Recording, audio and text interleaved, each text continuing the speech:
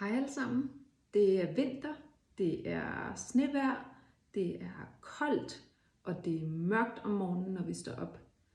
Mange af jer tænker sikkert, hvordan 2024 i virkeligheden kommer til at se ud, og mange af os drømmer også frem til sol, varme og lækre strande til sommer. Her der vil jeg give et par tips og tricks til, hvordan du selv kan tage styringen over og gøre det nye år til det bedste år i dit liv. Men hvad betyder det egentlig at gøre året til det bedste år muligt? For mig der tror jeg, det består af 3 kerneelementer. Den første, det er udvikling, og det betyder egentlig, at det er vigtigt for mig, at jeg udvikler mig som menneske, og både på det professionelle plan, og så inden for de områder, som virkelig betyder noget for mig. Nummer 2, det er balance. Det betyder, at jeg balancerer de ting, som virkelig betyder noget for mig i livet, og jeg ikke behøver så opgive noget for at gøre noget andet, hvis det er sådan, at betydningen for mig, den vægter lige højt. Til sidst, så er det nydelse.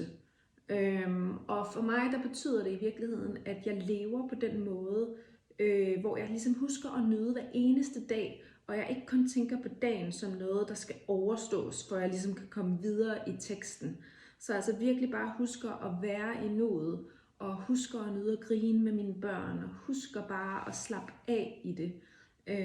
Det er også noget, der er virkelig vigtigt for mig. I den her video vil jeg dele en af mine absolut favoritmetoder til at strukturere nogle mål, som kan hjælpe dig til at tage kontrol over, hvordan dit år kommer til at gå. Du kan i virkeligheden bruge den her metode både i starten af året, og faktisk hele året rundt, og i rigtig mange sammenhænge. Men den her metode, og det den kan, det er simpelthen at hjælpe dig til at tage styring over, hvordan dit år kommer til at gå, og hvad du ligesom skal fokusere på, for at det bliver et af de bedste år i dit liv. I hvert fald når vi snakker de 3 kerneelementer, som jeg nævnte før, altså udvikling, balance og glæde. Den første metode, jeg vil dele, det er sådan en super nem refleksionsøvelse, som hedder livshjulet. Ideen her, det er, at vi ønsker i virkeligheden at splitte livet op i en række forskellige komponenter, og inden for hver område, der rater vi så, hvor tilfredse vi er med hver af de her områder i vores liv. Den her øvelse, den kan du gøre på rigtig mange måder. Du kan bruge et stykke papir, du kan bruge din mobil. I virkeligheden så synes jeg, at øvelsen på papir, den er super god, fordi den bliver ligesom en anelse mere illustrativ i det. Den første metode, det er en super nem refleksionsøvelse, som hedder livshjulet.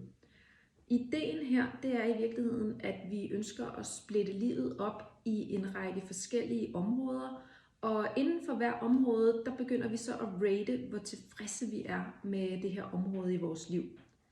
Den her øvelse, den kan gøres på rigtig mange måder. Du kan for eksempel bruge et stykke papir, eller du kan bruge din mobil.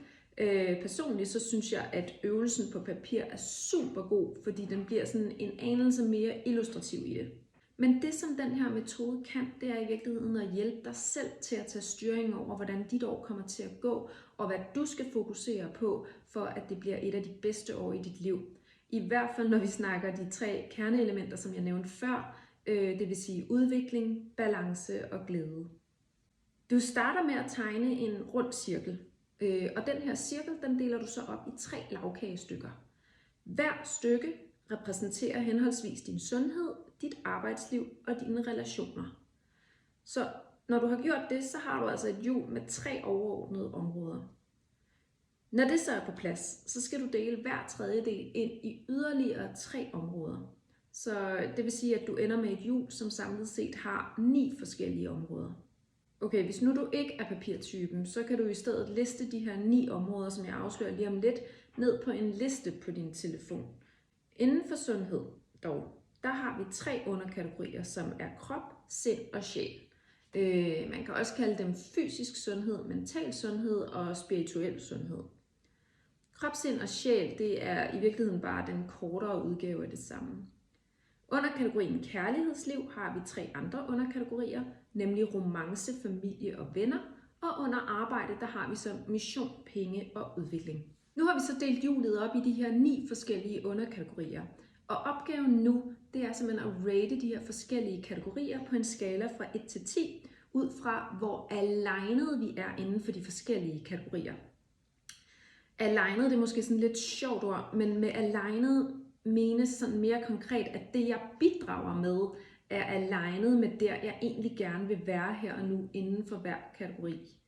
Man kan måske også omformulere det til, hvor tilfreds er jeg med det her område i mit liv. Grunden til, at jeg bedre kan lide ordet alignet, er, at reelt set, så kan du godt være en 3'er på for eksempel pengekategorien, men være fuldt tilfreds med det, du tjener, eller have en plan for, hvor du kommer derhen, hvor du gerne vil være.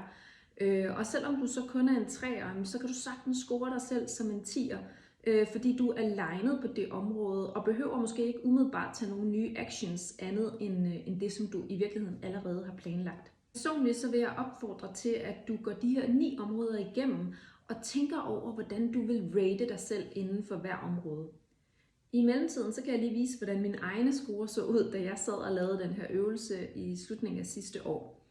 Det fede ved at have det visuelle hjul, det er i virkeligheden, at du udover at give en score inden for hver område, ligesom kan farvelægge hjulet, så det bliver endnu tydeligere, hvor du har rated dig selv højt, men også hvor der kan være nogle områder, man med fordel kan arbejde med i løbet af året. Når man har gjort det, så ender man med den her super flotte illustrative tegning, som i virkeligheden meget tydeligt gør de her kommende fokusområder. Når man har gjort det, så ender man med den her super flotte illustrative tegning, som tydeliggør de kommende fokusområder. Her til sidst, der skal vi arbejde med den sidste løsthængende kategori, som i virkeligheden ikke rigtig er en del af hjulet, men som man kan tilføje ved siden af hjulet eller under hjulet på sin tegning. Og den kategori, det er simpelthen glæde. Her der kan du overordnet tænke i, hvor meget glæde du har på nuværende tidspunkt, når du tager de nuværende samlede actions i betragtning.